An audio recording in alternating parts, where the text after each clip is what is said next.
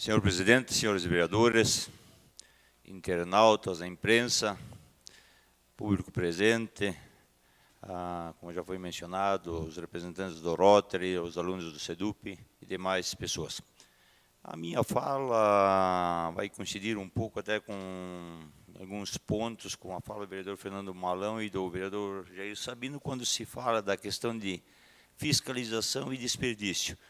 Automaticamente, quando não ocorre a fiscalização, ocorre certamente o desperdício.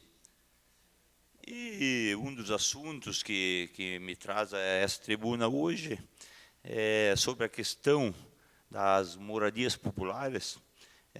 Inclusive, observando o editorial de sábado do jornal A Gazeta, cito com relação à qualidade da construção das casas do loteamento alpestre. E aí eu digo, será que houve má execução ou erro de projeto? Eu acho que os dois, né? Muitas pessoas que lá residem reclamam de problemas estruturais, e até fizemos uma visita e realmente constatamos que a situação lá é feia, né? Muitas casas com problemas, infiltrações estruturais e até mesmo problemas com tubulação. E aí eu digo que a questão, esse problema eu conheço, quando fui secretário de obras, inclusive, a impressão que dá é que não houve uma terraplenagem no local quando se projetou a construção das casas, porque a rua realmente ela está num nível mais alto que muitas residências. A água entra na frente de uma residência, sai nos fundos e entra no fundo da outra residência e por aí afora. E aí é onde entra a questão da fiscalização. Dizer que, nesse caso, a prefeitura não teria responsabilidade, não. A prefeitura tem que fiscalizar, porque como ela fiscaliza os demais loteamentos, né? E, nesse caso, apesar do financiamento ter sido direto da Caixa para os moradores, cabe, sim, a responsabilidade da prefeitura fazer realmente a fiscalização. E, como eu falei, essa questão da tubulação, por exemplo, um problema que não precisava ter existido.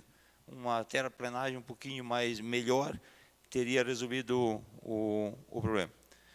E será que, por ser um programa habitacional direcionado para pessoas mais necessitadas, as casas devem ser ruins ou tão ruins assim? Todos sonham com a casa própria. E é realmente lamentável o que fizeram lá no Alpestre.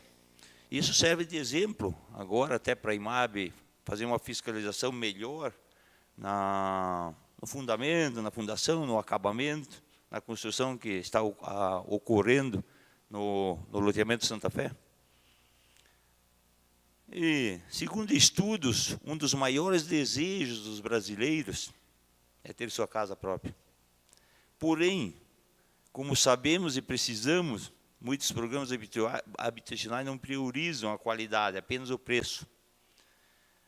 Será que as pessoas que estão na fila de espera há vários anos para conseguir suas casas através de programas merecem uma moradia ruim? Acho que o poder público está caminhando a passos lentos, a passos curtos.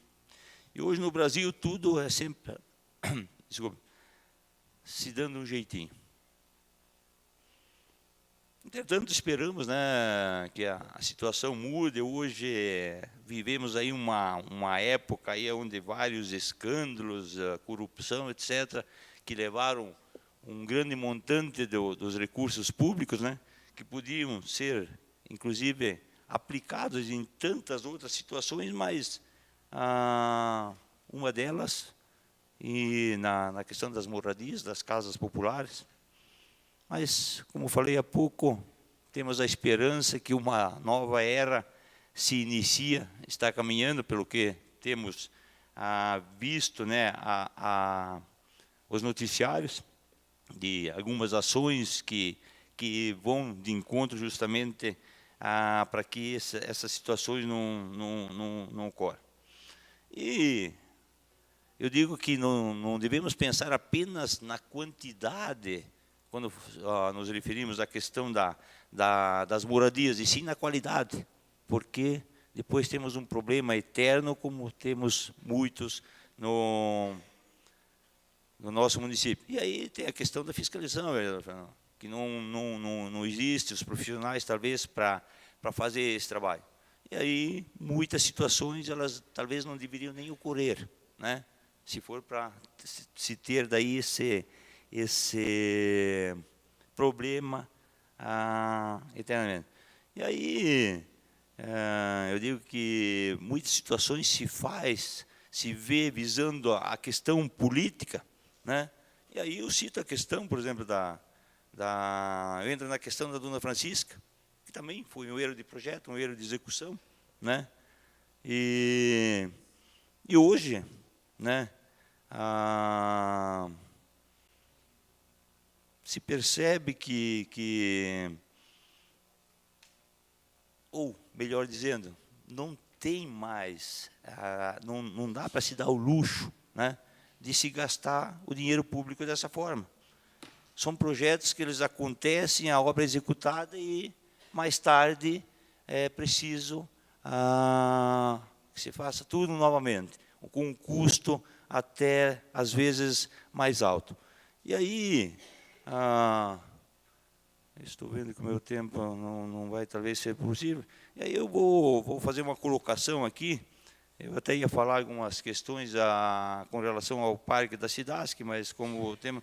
Mas o prefeito Magno Bormann nos deixou uma herança bastante amarga no seu primeiro mandato, que é a Dona Francisca, que é o caso do Arpestre, que é a ponte, que eu tenho minhas dúvidas que isso será, que alguém vai trafegar ainda antes do final de 2020. E, como até também não está presente, o vereador Godoy levantou a questão na sessão passada com relação às obras politiqueiras, e essas são obras politiqueiras. E hoje, a administração pública, ela não tem mais margem para se gastar mal o dinheiro público, para se desperdiçar, né, em todas as situações, e muito menos nessas onde as obras acontecem e não são aproveitadas. Isso é um total desperdício, né? Então, hoje, eu acho que a questão da Dona Francisca, por exemplo, a dificuldade é maior transitar lá na condição que está do que antes, que não tinha o asfalto. Então, não existe, não tem mais margem para se fazer obras pensando nos votos que vão vir na sequência. Pode-se até pensar, mas desde que a obra seja uma obra bem feita, que realmente, já estou convencido, que realmente surta um efeito positivo a favor da nossa população. Seria isso, senhor presidente. Muito obrigado. Obrigado, vereador.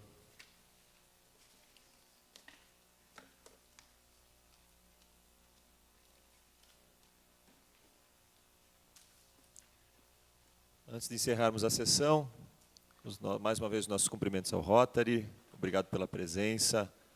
Também à população que está aqui presente e aos alunos do SEDUP. Me deram um puxão de orelha aqui, que eu citei só o professor Elisan, mas nós temos mais uma professora, Luz Mari. É Luz Mari? Luz Mari. Então, bem-vinda, professora e professor Elisan. Obrigado por terem trazido os alunos. Obrigado a cada um de vocês. Sejam sempre bem-vindos, né, nas nossas sessões. E a todos os senhores e as senhoras que também não representam uma entidade, mas que sejam sempre bem-vindos na Câmara também. Não havendo mais nada a ser tratado, eu agradeço a presença e o trabalho dos senhores vereadores, a todos aqueles que nos assistiram pela internet também os nossos agradecimentos, sejam sempre bem-vindos, e convoco os senhores vereadores para a próxima reunião ordinária, que se realizará no dia 8 de abril, às 19 horas. Está encerrada a sessão.